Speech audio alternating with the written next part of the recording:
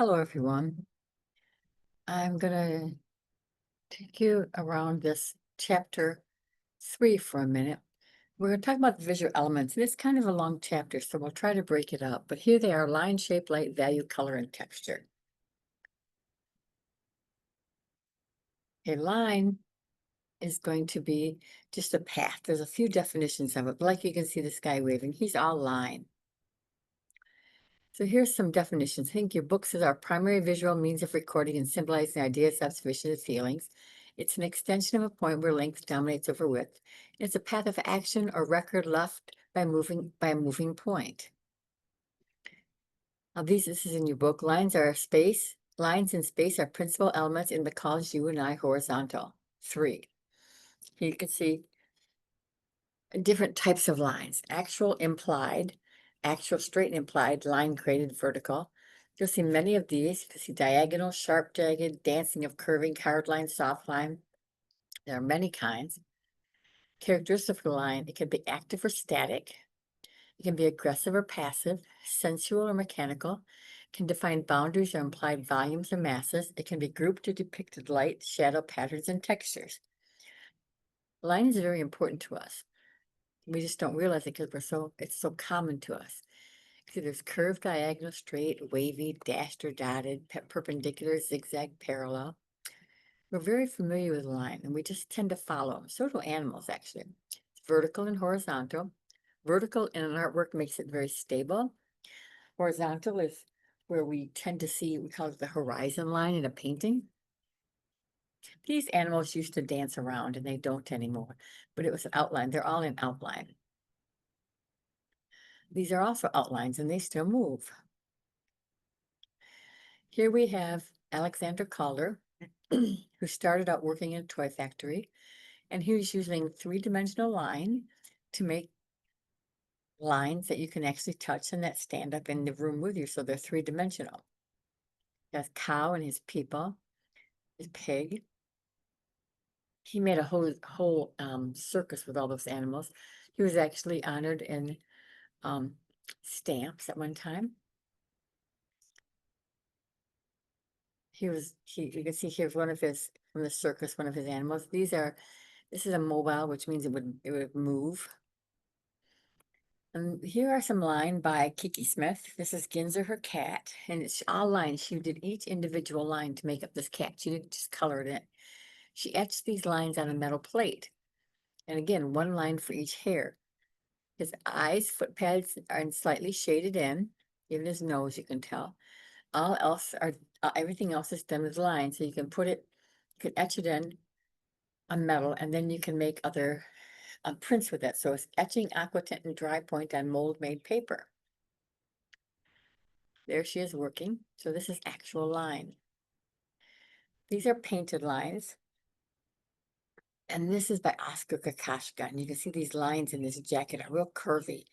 And it kind of gives this moving sense. He doesn't look calm. His jacket is kind of giving him this movement. Okay. Bridget Riley was, they studied the retina. They were called op artists. They studied the optical illusions that your eyes can give, and it looks like it's moving, especially towards the center. They loved the things your eyes can do.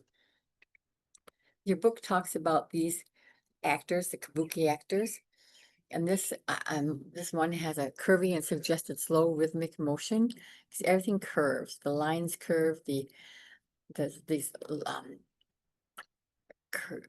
circles, curved circles within circles.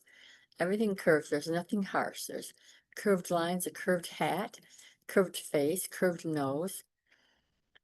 And this is angular lines to express swift and violent motion. Oh, I'm sorry. See, everything's angular. The only thing curved actually is this gigantic sword. And that's interesting because I can kind of rock it back and forth, or the actor back and forth. But you can see everything else is angular. It gives it this very active kind of violence that he's moving, in fact, in a fight or something. These are in your book. They're yarn. They're all angles, but they are lines. This is an implied line that suggests visual connections. You can serve as the underlying organizational structure. It looks like there's a rectangle in there, or square in there, I'm sorry, but there is no square. It's just these two objects give it the illusion of a square because it's implied. The lines are implied. Here's another implied line. The most common implied line, I think, is a sight line, because we tend to see the people looking in each other's eyes, and you get that line. And here we can follow curves that the artist put in here intentionally. We can follow the curves of the arms down to this arm. And this is very common in artworks, especially by good artists. Renaissance artists can take you all the way around their artwork with implied lines like that. Implied line, we want to know what that owl's looking at. But here are a later Renaissance from 1640s. And a triangle was a very important figure at this time, and they like to put people in triangles. And you can see here at the bottom, there's this, here's the apex right here by this person bending over. And you can see right here, all the action kind of takes place in here. Even the dog, we can see that triangle and this very sturdy vertical line holding it all together. And we even have a second triangle up here with people looking down into it and talking about it. There's burying the dead. The figures in the lower foreground form a triangle as the figures in the upper do. This is an implied and dotted line, which is also implied. This is the island of Watteau. They're leaving it. The island of, no, Watteau is the artist. This is the island of, I can't remember what the name of the island is. It's a secret island. It's an island for lovers, and I can't remember, and I use this every semester. But the people go here for lovers, and this is a boat, and these are little tiny angels. So we would call them cupids, but the Italian name for them is putti. And they're for lovers, and they're little babies with wings, and they're flying all over being silly. Maybe show it to you up close. Maybe. Yeah, you can see them. So this is for lovers. Here's the boat, and they're just getting ready to go back. There's a little angel there, and they're all getting ready to go back. These guys are kind of dull, and she's just getting up. These two aren't even up yet. You can see it. Here's the sculpture of one of the I think that's Diana, who was a goddess of love. I think she's a Roman goddess of love. Here's an implied line of, you can see lighted spheres going down a stair that is implied. Animals tend to go at implied lines. Or actually, they feel like actual lines. Shape is the area within the outline of an object or figure. It's two-dimensional. It appears flat, having only height and width. In 3 dimensions, we call it mass or volume, which is height, width, and depth because it's 3-dimensional. Okay. Geometric shape is precise and regular, circles, triangles, squares, often made with the help of tools such as rulers or a compass. The shape in this actor's most common shapes in the human-made world are geometric. We make geometric shapes. Nature makes organic shapes.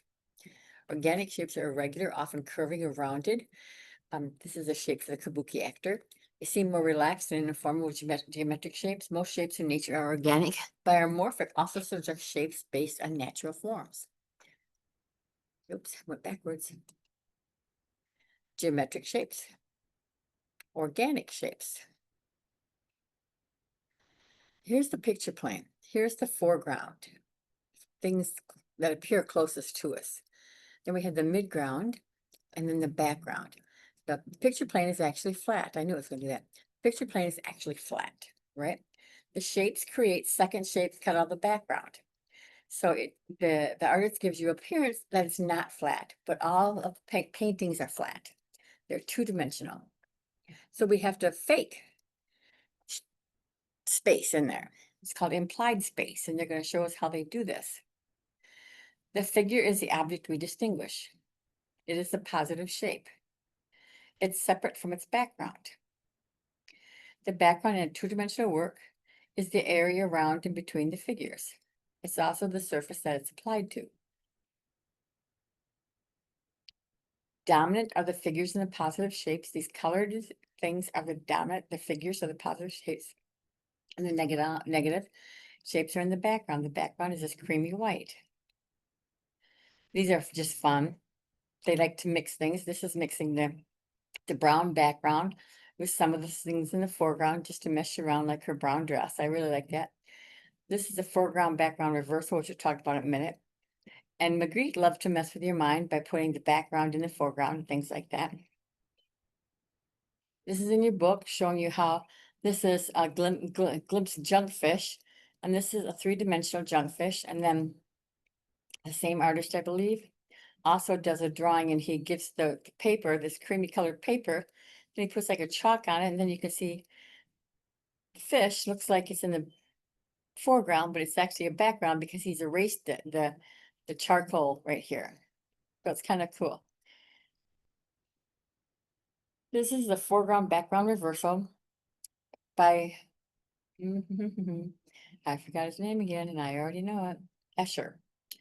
You can see there's geese on the top, and you can see the very top one has a few details in it. Then as we go down, they get less and less detail, very fewer until you get here and they have no detail. And there's white fish with very little detail. Then you add more detail until you get down here where the fish becomes black. That's called figure ground reversal, shifting of the background and the figure from black cats to white birds. You can see that. Masses for three-dimensional objects like this Egyptian sculpture here. It's a physical bulk of a solid body of material that has height, width, and depth.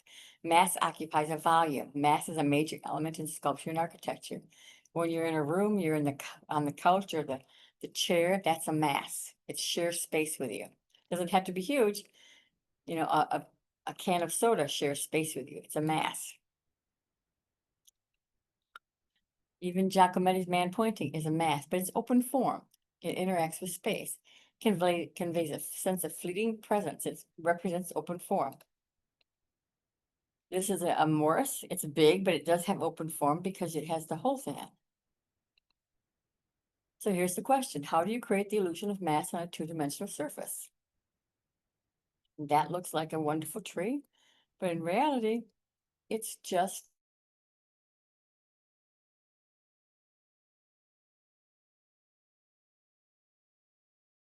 need to take time to take a break.